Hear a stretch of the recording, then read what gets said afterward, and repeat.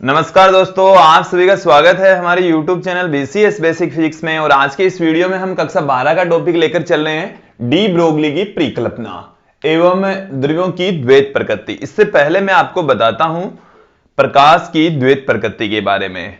दोस्तों, प्रकाश की कुछ घटनाओं को समझने के लिए हमने प्रकाश की तरंग प्रकृति मानी, लेकिन तरंग प्रकृति से प्रकाश की सभी घटनाओं की व्याख्या नहीं की जा सकी।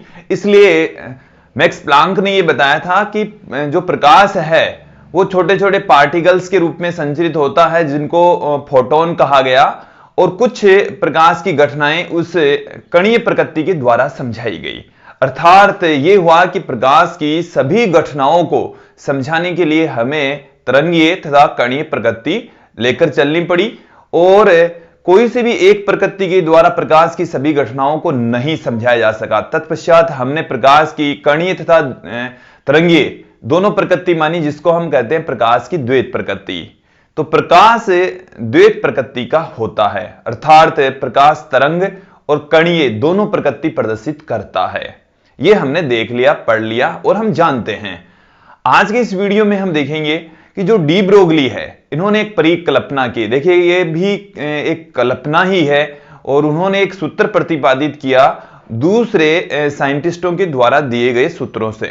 देखिए, परिकल्पना का मतलब है कि इन्होंने एक कल्पना कर दी, अभिग्रहित प्रस्तुत कर दिया, और क्या किया वो हम आप लोगों को बताते हैं। दोस्तों, इन्होंने कहा कि जिस प्रकार से प्रकाश तरंगीय प्रकृति के साथ में कणीय प्रकृति प्रदर्शित करता है, ठीक उसी प्रकार गतिशील द्रव्य, द्रव्य का मतलब है गतिशील कण, कणीय प्रकृति के साथ साथ में तरंगीय प्रकृति भी प्रदर्शित करेगा, करता है। ये इन्होंने परिकल्पना की। तो इसका मतलब ये हुआ कि जो गतिशील द्रव्य होता है वो कणीय प्रकृति के साथ साथ में तरंगीय प्रकृति प्रदर्शित करता है, करेगा। ये डी ब्रोगली की परिकल्पना थी। इन्होंने जब ये कहा कि गतिशील कण तरंगीय प्रकृति प्रदर्शित करता है, साथ में उन्होंने तरंगधैर्य का एक फॉर्मूला भी पेश किया, वो इस वीडियो में हम देखेंगे। साथ में अति सूक्ष्म कणों के लिए हम तरंगधैर्य की वैल्यू भी यहां पर फाइंड आउट करेंगे। तो दोस्तों, इस वीडियो को स्टार्ट करते हैं। सर्वप्रथम हम डी ब्रोगली की परिकल्पना पुट करते हैं। देखिए क्या है। इस परिकल्पना के अनुसार, इस परिकल्पना के अनुसार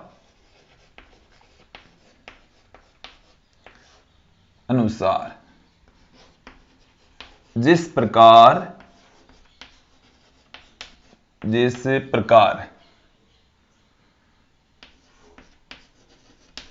प्रकाश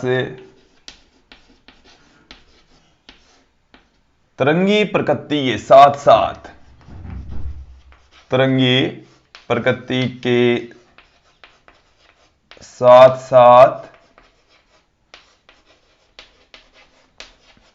कणीय प्रकृति भी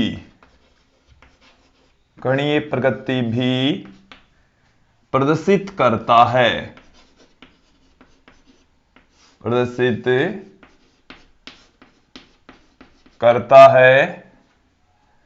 ठीक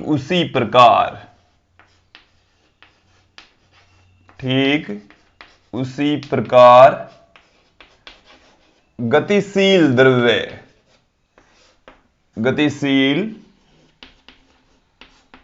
द्रव्य कणीय प्रकृति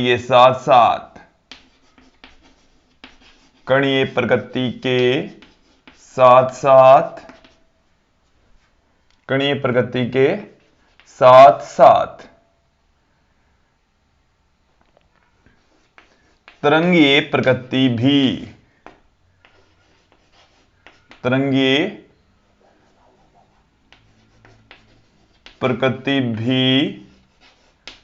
प्रदर्शित करना चाहिए। ये थी डी ब्रोगली की परिकल्पना। डी ब्रोगली ने यह स्पष्ट कर दिया कि जिस प्रकार से प्रकाश तरंगी प्रकृति के साथ में कणीय प्रकृति प्रदर्शित करता है, ठीक उसी प्रकार गतिशील द्रव्य यदि कोई कण पार्टिकल गति करता है तो वो कण के साथ साथ में तरंगीय प्रकृति भी प्रदर्शित करेगा। इसके बारे में इस परिकल्पना में बताया गया। अर्थात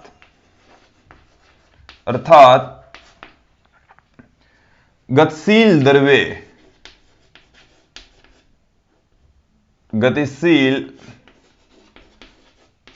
द्रव्य की द्वैत प्रकृति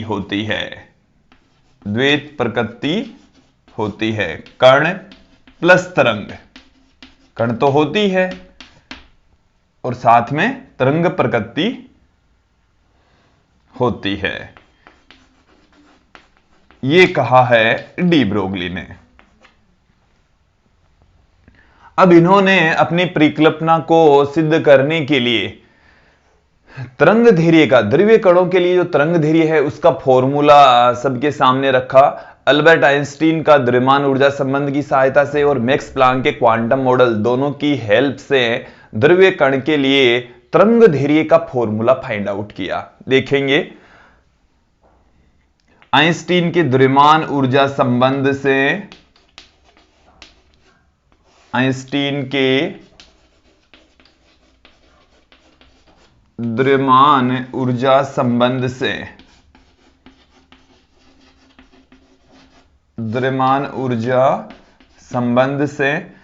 आइंस्टीन का जो द्रव्यमान ऊर्जा संबंध है वो है हमारे पास में E बराबर mc²। ये हमारे पास में ऊर्जा का सूत्र है, फॉर्मूला है। हम एक फॉर्मूला जानते हैं प्लांक के क्वांटम मॉडल से, प्लांक के क्वांटम सिद्धांत से, क्वांटम मॉडल से, क्वांटम मॉडल से। देखिए क्वांटम मॉडल से हम क्या जानते हैं, E बराबर हम जानते हैं h न्यू, E बराबर h न्यू। ये आ गई हमारे पास में समीकरण 2, इक्वेशन नंबर 2। दोनों ही ऊर्जाओं के फॉर्मूले हैं। समीकरण 1 और 2 को हम इक्वल पुट कर देते हैं। तो समीकरण 1 बराबर 2 से, समीकरण 1 बराबर 2 से यदि हम 1 और 2 को बराबर पुट कर देते हैं तो हमारे पास में क्या आ जाएगा, यहां से देखिए mc² इक्वल टू आ गया h nu, mc² equal to आ गया h न्यू हमारे पास में आ चुका है। अब देखिए यहां पर हम क्या पुट कर सकते हैं, c बराबर हम पुट कर सकते हैं, एक c के स्थान पर हम न्यू इंटू लैम्डा पुट करेंगे और m इंटू सी वो फोटोन का संवेग हो जाएगा। तो हमारे पास में जो फॉर्मूला है, तरंग धैर्य का फॉर्मूला है, वो प्राप्त होगा। तो देखिए हम जानते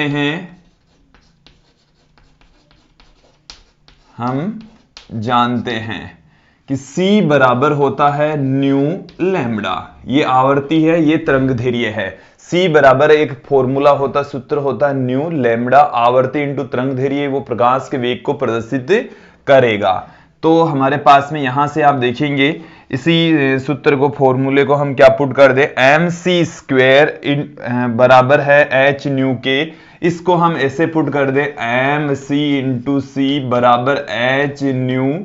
इस mc के स्थान पर हम पुट कर रहे हैं p और इस c के स्थान पर मैं पुट कर रहा हूं न्यू लैम्डा बराबर है h न्यू।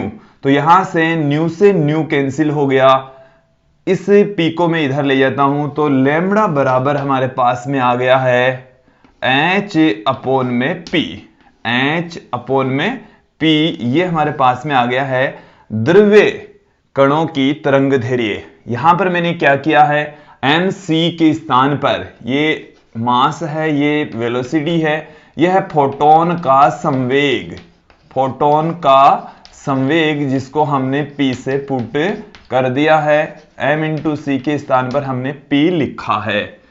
तो यह है गतिशील द्रव्य कणों की तरंग धैर्य, गतिशील द्रव्य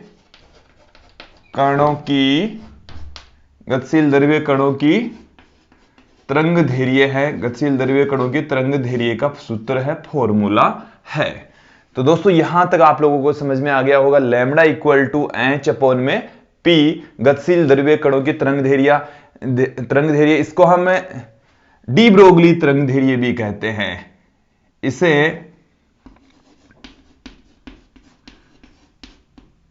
डी ब्रोगली तरंग धैर्य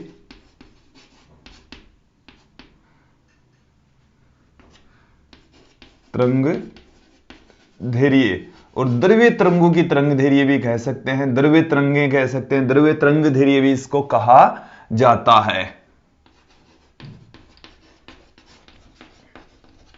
अब आप यहां से देखेंगे कि हम इस फॉर्मूले को दूसरे रूप में, दूसरी फॉर्म में कन्वर्ट करेंगे। किस रूप में लिखा जा सकता है? हम जानते हैं गतिशील कण की गतिज ऊर्जा, हम जानते हैं गतिशील कण की गतिज ऊर्जा, हम जानते हैं गतिशील कण की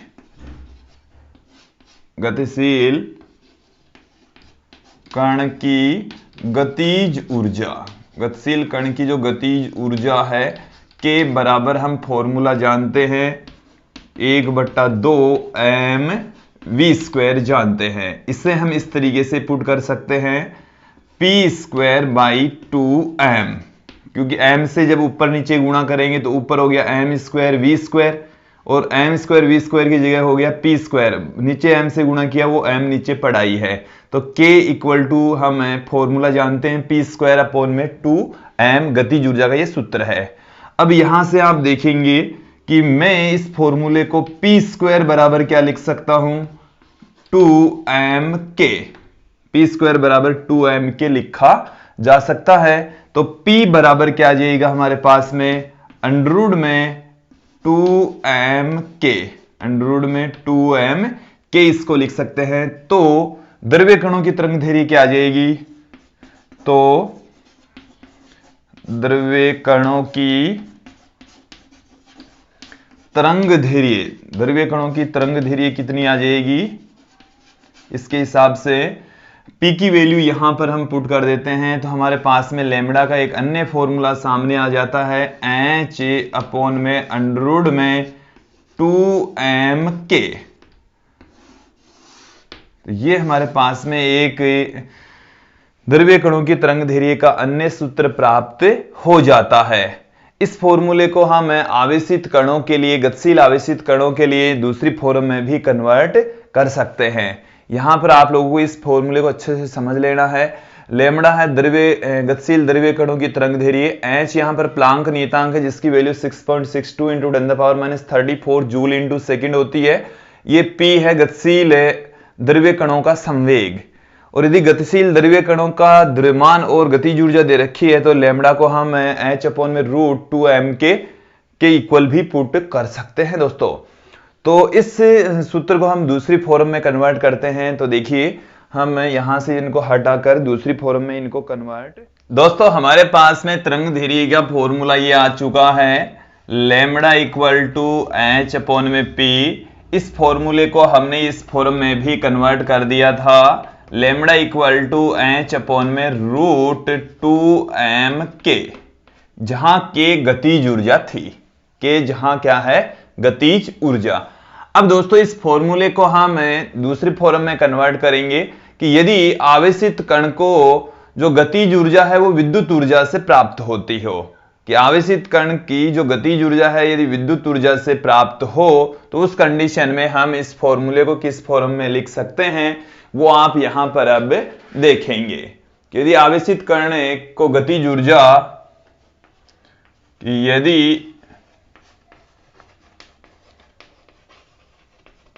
आवेशित कण को गतिज ऊर्जा, आवेशित कण को गतिज ऊर्जा विद्युत ऊर्जा से प्राप्त हो, विद्युत ऊर्जा से प्राप्त हो, यदि आवेशित कण को जो गतिज ऊर्जा है वो यदि विद्युत ऊर्जा से प्राप्त होती है तो k बराबर हम Q × V पुट कर सकते हैं, k बराबर Q × v, इसको मैं देता हूं इक्वेशन नंबर 1, इसे इक्वेशन नंबर 2 और इसे मैं देता हूं इक्वेशन नंबर 3। इससे पहले भी हम इक्वेशन नंबर 1 और 2 दे चुके हैं। ये दे देता हूं मैं 3, ये 4 और इसको मैं देता हूं इक्वेशन नंबर 5। तो K बराबर Q इंटू वी। हम ऊर्जा का फॉर्मूला जानते हैं, U बराबर QV, U बराबर Q इंटू वी। Q यहां पर आवेशित करने का आवेश है और V उसका वोल्टेज, V उसका क्या है, वोल्टेज है, दिया गया विभवांतर होता है। तो समीकरण 5 को समीकरण 4 में पुट करने पर, समीकरण 5 को समीकरण 4 में रखने पर, समीकरण 5 को हम किस में पुट कर देंगे, 4 में पुट कर देंगे। तो लैम्बडा इज इक्वल टू हमारे पास में क्या निकल कर आएगा, H अपॉन में रूट 2m, फिर के स्थान पर हम पुट कर देंगे Q इंटू वी। तो ये हमारे पास में गतिशील आवेशित कणों की तरंगदैर्घ्य का सूत्र आ चुका है, जहां एक एक करके इन सब के बारे में हम पुट करेंगे। जहां H है प्लांक नियतांक, जहां H प्लांक नियतांक है, सूत्र पता है बट सूत्र के प्रत्येक पद का पता होना आवश्यक है। तो 6.62 गुणा 10 की घात -34 जूल इंटू सेकेंड होता है। और m यहां पर है आवेशित कण का द्रव्यमान, गतिशील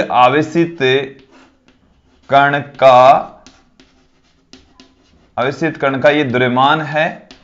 फिर देखिए ये है गतिशील कण का आवेश, जो कण गति कर रहा है उसका आवेश यहां पर Q है, और ये जो V है वो है गतिशील आवेश को दिया गया विभवांतर। गतिशील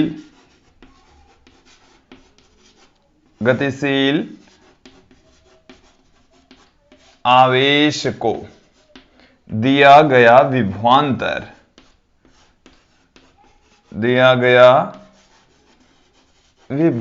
है, गतिशील कण को दिया गया विभवांतर है।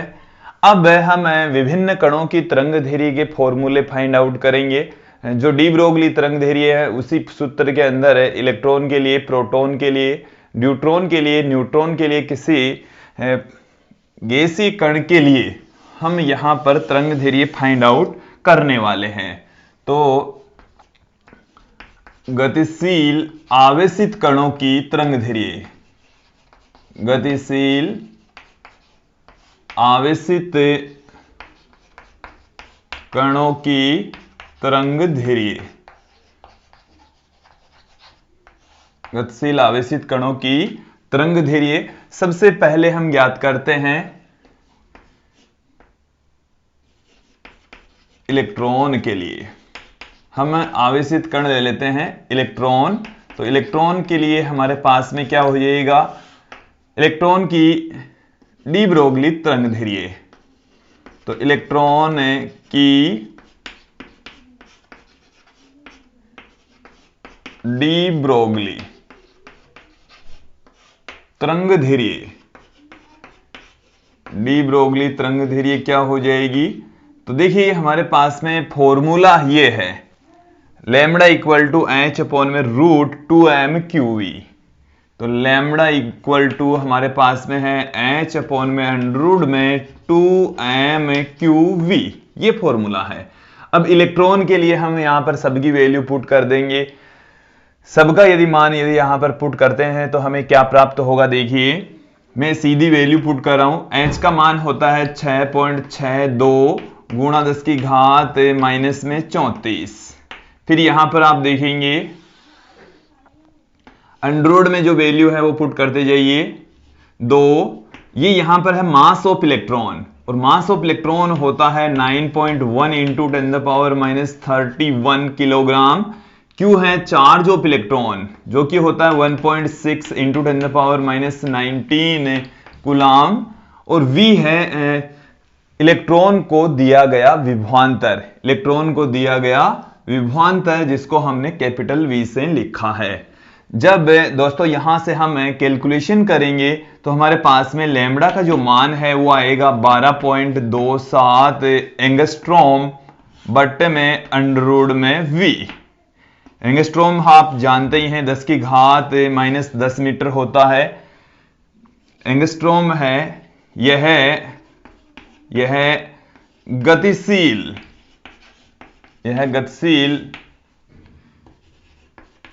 इलेक्ट्रॉन की तरंगदैर्घ्य है। इसका मतलब है कि जब इलेक्ट्रॉन गति करता है तो वो तरंग के रूप में संचरित होता है और उसकी तरंगदैर्घ्य इस रूप में होती है, एंगस्ट्रॉम की कोटि की होती है दोस्तों। तो यहां से v यहां पर है इलेक्ट्रॉन का विभवांतर, इलेक्ट्रॉन को दिया गया विभवांतर है, इलेक्ट्रॉन को दिया गया विभवांतर है। एंगस्ट्रॉम का मतलब है 10 की घात -10 मीटर। अब इसके बाद में ये तो थी इलेक्ट्रॉन की तरंगदैर्घ्य और ये काफी इंपॉर्टेंट है, कंपटीशन की दृष्टि से भी ये फॉर्मूला बार बार यूज में आता है और 11th-12th के एग्जाम्स में भी ये काफी इंपॉर्टेंट फॉर्मूला रहता है। V का मान यदि आप रखेंगे यहां पर इस तरीके से दिया जाता है कि उसका इजी वे में रूट भी हो सकता है, 100 वोल्ट या 64 वोल्ट इस तरीके से देते ताकि इसका अंडरूट निकल सके और लैम्बडा आपको इजी वे में प्राप्त हो जाए। अब यहां पर हम ज्ञात करते हैं इलेक्ट्रॉन की तरंगदैर्घ्य के पश्चात प्रोटॉन की तरंगदैर्घ्य। ये तो पहला पार्ट था। अब सेकंड में देखते हैं प्रोटॉन की डी ब्रोगली तरंगदैर्घ्य। प्रोटॉन की डी ब्रोगली तरंगदैर्घ्य, प्रोटॉन की डी ब्रोगली तरंगदैर्घ्य। तो प्रोटॉन की डी ब्रोगली तरंगदैर्घ्य क्या होगी? इसके लिए हमारे पास में फॉर्मूला यही है, lambda equal to H upon में अंडररूट में 2m/q_v। अब यहां पर दोस्तों मैं इन सब की वैल्यू आप लोगों को बता देता हूं। यहां पर ये m है मास ऑफ प्रोटॉन जो कि 1.673 इंटू 10⁻27 किलोग्राम होता है। Q यहां पर है charge of proton 1.6 into 10⁻19 coulomb होता है। सबकी वैल्यू यहां पर मैं पुट कर देता हूं तो हमारे पास में क्या निकल कर आएगा। H की वैल्यू होती है 6.62 इंटू 10⁻34। अब अंडररूट में जब मैं वैल्यू यहां पर पुट कर रहा हूं 2 गुणा में m, यहां पर मास ऑफ प्रोटॉन 1.673 इंटू 10⁻27, फिर Q charge of proton 1.6 into 10⁻19 और ये VHD पढ़ाई है। जब हम लोग इसकी पूरी कैलकुलेशन करते हैं तो हमारे पास में जो लैम्बडा है वो देखिए क्या निकल कर आएगा, 0.286 एंगस्ट्रॉम बट्टे में अंडररूट V। तो ये हमारे पास में तरंगदैर्घ्य निकल कर आती है। यहां से आप देखेंगे कि इलेक्ट्रॉन की तरंगदैर्घ्य की तुलना में इसकी तरंगदैर्घ्य कम होती है, क्योंकि जितना बड़ा द्रव्यमान होगा उसकी तरंगदैर्घ्य उतनी ही कम होगी। जो द्रव्यमान यहां पर बट्टे में है और बट्टे वाली राशि यदि बड़ी होती जाएगी तो जो वैल्यू है लैम्बडा की वो घटती चली जाएगी। इसीलिए हमें जो भारी कण है, जैसे हम किसी 100 ग्राम के 200 ग्राम के पत्थर को फेंकेंगे तो उसमें तरंगदैर्घ्य बहुत ही कम होती जरूर है, बट वो न के बराबर होती है, कम प्रेक्षित होती है। तो जितना कम द्रव्यमान का पार्टिकल होगा उसकी तरंगदैर्घ्य उतनी ही ज्यादा होगी। इलेक्ट्रॉन की तरंगदैर्घ्य ज्यादा, प्रोटॉन की उससे कम। और यदि हम जब बात करेंगे ड्यूट्रॉन की तो ड्यूट्रॉन की तरंगदैर्घ्य इससे भी कम हो जाएगी। अब हम यहां पर ड्यूट्रॉन और न्यूट्रॉन की तरंगदैर्घ्य फाइंड आउट करते हैं।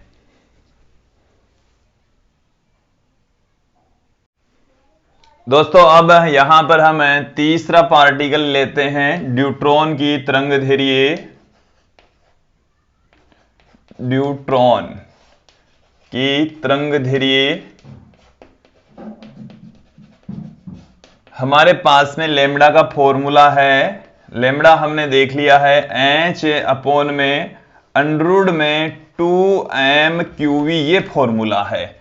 यहां पर मास ऑफ न्यूट्रॉन ये होता है प्रोटॉन के मास का दुगुना होता है। तो यहां पर हमारे पास में इसका द्रव्यमान कितना हो जाएगा, 2 गुणा 1.673 इंटू 10⁻⁻27 किलोग्राम। और ये जो Q है वो है चार्ज ऑफ न्यूट्रॉन, तो ये तो इसके ऊपर चार्ज तो प्रोटॉन की तुल्य ही होगा, तो 1.6 इंटू 10⁻⁻19 कूलाम। जब इसकी वैल्यू यहां पर हम पुट कर दें तो हमारे पास में क्या आ जाएगा, लेमड़ा। सबसे पहले एच की वैल्यू यहां पर हम पुट करते हैं 6.62 गुणा 10⁻⁻34। फिर देखिए 2 गुणा में m की वैल्यू है 2 गुणा 1.673 गुणा 10⁻⁻27। Q की वैल्यू है 1.6 गुणा 10⁻⁻19 और ये V एज इट इज पड़ा ही है। जब इसको हम कैलकुलेट करेंगे तो हमारे पास में जो वैल्यू है वो निकल कर आएगी 0.202 एंगस्ट्रॉम बट्टे में V। तो ये हमारे पास में आ गया है न्यूट्रॉन के लिए तरंगदैर्घ्य का फॉर्मूला। यहां पर V पुट करते जाएंगे तो हमारे पास में न्यूट्रॉन की तरंगदैर्घ्य आती चली जाएगी दोस्तों। उसके पश्चात हम चौथा पार्टिकल यहां पर लेते हैं अल्फा कण। अल्फा कण की तरंगदैर्घ्य, तो अल्फा कण की जो तरंगदैर्घ्य है वो कितनी होगी, तो अल्फा पार्टिकल के लिए भी आप देखेंगे लेमड़ा का फॉर्मूला तो वही है 2m⁴v। m यहां पर प्रोटॉन के द्रव्यमान का, इससे अल्फा कण में 2 प्रोटॉन 2 न्यूट्रॉन होते हैं, तो मैं यहां पर लगभग प्रोटॉन के द्रव्यमान का 4 गुणा यहां पर ले लूं तो 1.67 इंटू 10⁻⁻27 किलोग्राम का 4 गुणा हो गया। और जो इसका आवेश होता है वो प्रोटॉन के आवेश का दुगुना होता है, प्रोटॉन के आवेश का दुगुना होता है। तो 2 गुणा 1.6 गुणा 10⁻⁻19 कूलाम का 2 टाइम्स हो गया। यहां पर इनकी वैल्यू पुट कर देते हैं, H की भी वैल्यू पुट कर दिए 6.62 गुणा 10⁻⁻34। फिर रूट में हमारे पास में है 2 गुणा, m की वैल्यू है 4 गुणा 1.67 गुणा 10⁻⁻27 गुणा Q की वैल्यू है 2 गुणा 1.6 गुणा 10⁻⁻19 और ये यहां पर V पड़ा ही है।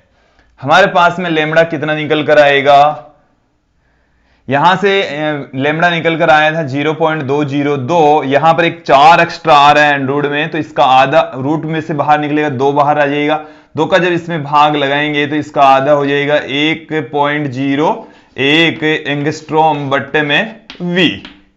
ये हमारे पास में निकल कर आ चुका है दोस्तों। उसके पश्चात हम यहां पर बात करते हैं किसी गैसीय कण, उदासीन कण, कोई गैसीय कण है या उदासीन कण है तो उसकी तरंगदैर्घ्य कितनी होगी। अगला जो हमारा बिंदु है 5वां बिंदु, वो देखिए किसी गैसीय कण, किसी गैसीय कण या गैसीय कण ले सकते हैं आप, या आप क्या ले सकते हैं, देखिए उदासीन कण, कोई उदासीन कण हो सकता है, उदासीन कण या न्यूट्रॉन की तरंगदैर्घ्य। न्यूट्रॉन भी उदासीन पार्टिकल ही होता है, न्यूट्रॉन की तरंगदैर्घ्य, तरंगदैर्घ्य। तो देखिए दोस्तों यहां से हम फाइंड आउट करेंगे, जो हमारे पास में फॉर्मूला है वो होता है lambda equal to H upon में अंडररूट में 2m⁴, 2m⁴। और उदासीन कण की जो गतिज ऊर्जा है, उदासीन कण की गतिज ऊर्जा, उदासीन पार्टिकल की जो गतिज ऊर्जा है, गैसीय कण की जो गतिज ऊर्जा है, वो गतिज ऊर्जा हम यदि ये मानकर चलें कि उसमें सिर्फ स्थानांतरीय ऊर्जा है तो उस फॉर्मूले को गतिज ऊर्जा को, गतिज ऊर्जा जो कैपिटल K है उसको हम 3/2 स्मॉल k इंटू टी के रूप में लिख सकते हैं, जहां ये जो स्मॉल k है वो वोल्ट्समान नियतांक है, वोल्ट्समान नियतांक होता है, बोल्ट्जमान नियतांक की जो वैल्यू होती है वो होती है, देखिए दोस्तों, बोल्ट्जमान नियतांक की जो वैल्यू होगी वो क्या होगी, 1.38 इंटू 10⁻⁻23। इसका मात्रक भी आप देख लेंगे, जूल प्रति केल्विन इसका मात्रक होता है, जूल प्रति केल्विन। तो यहां से जब इसकी वैल्यू यहां पर पुट कर देंगे तो लेमड़ा बराबर हमारे पास में क्या आ जाएगा, एच अपॉन में अंडर में 2m, फिर के की जो वैल्यू है वो है 3/2 स्मॉल के इंटू टी। तो यहां से ये 2 से 2 कैंसिल हो गया, हमारे पास में लेमड़ा का जो फॉर्मूला है वो आ गया है एच अपॉन में 3m के टी, 3m के टी हमारे पास में आ चुका है। अब यदि न्यूट्रॉन के लिए इसकी वैल्यू यहां पर हम पुट कर दें तो हमारे पास में लेमड़ा का मान क्या आ जाएगा, तो न्यूट्रॉन के लिए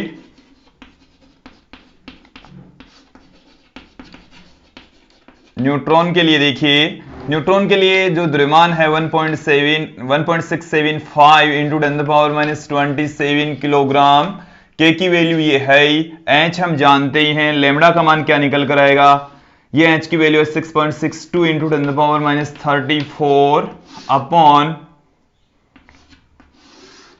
3, एम की जो वैल्यू है 1.675 इंटू 10⁻⁻27, के की जो वैल्यू है वो है 1.38 इंटू 10⁻⁻23, और ये कैपिटल टी एजडी पढ़ाई है वो जो कि ताप है, जो कि क्या है, ताप का रूप है, टेम्परेचर है। उदासीन कण की जो गतिज ऊर्जा है वो टेम्परेचर से यहां पर प्राप्त हो रही है। तो आपके पास में लेमड़ा का जो मान है, लेमड़ा हमारे पास में निकल कर आएगा 26.5 एंगस्ट्रॉम बट्टे में अंडर कैपिटल टी के बराबर। तो ये हमारे पास में लेमड़ा की जो वैल्यू है वो निकल कर आती है 26.2, सॉरी यहां पर आएगी 25.2 एंगस्ट्रॉम बट्टे में √T। ये हमारे पास में न्यूट्रॉन की तरंग दैर्घ्य निकल कर आती है। हमारा जो अगला बिंदु है वो है तापीय न्यूट्रॉन की तरंग दैर्घ्य। लेमड़ा बराबर हम जानते हैं अंडर में 2m के, और जो गतिज ऊर्जा है वो kT के बराबर होगी। तापीय यदि न्यूट्रॉन है, मतलब ताप के द्वारा वो यदि गति कर रहा है, तो उस कंडीशन में लेमड़ा का मान कितना आएगा, सबकी वैल्यू पुट कर दी 6.62 गुणा 10⁻⁻34 बट्टे में यहां से मास ऑफ न्यूट्रॉन पुट कर देंगे। जो फॉर्मूला है वो हमारे पास में एच अपॉन में 2m स्मॉल के आ जाएगा। यहां पर ये गतिज ऊर्जा है और ये है बोल्ट्जमान नियतांक, तो यहां पर वैल्यू पुट कर दी 2, फिर यहां पर मास ऑफ न्यूट्रॉन 1.675 इंटू 10⁻⁻27 के, यहां पर बोल्ट्जमान नियतांक 1.38 इंटू 10⁻⁻23, और ये टी के पदों में ही आ रहा है। जब आप इसको कैलकुलेट करेंगे तो आपके पास में 30.8 एंगस्ट्रॉम बट्टे में कैपिटल टी निकल कर आएगा।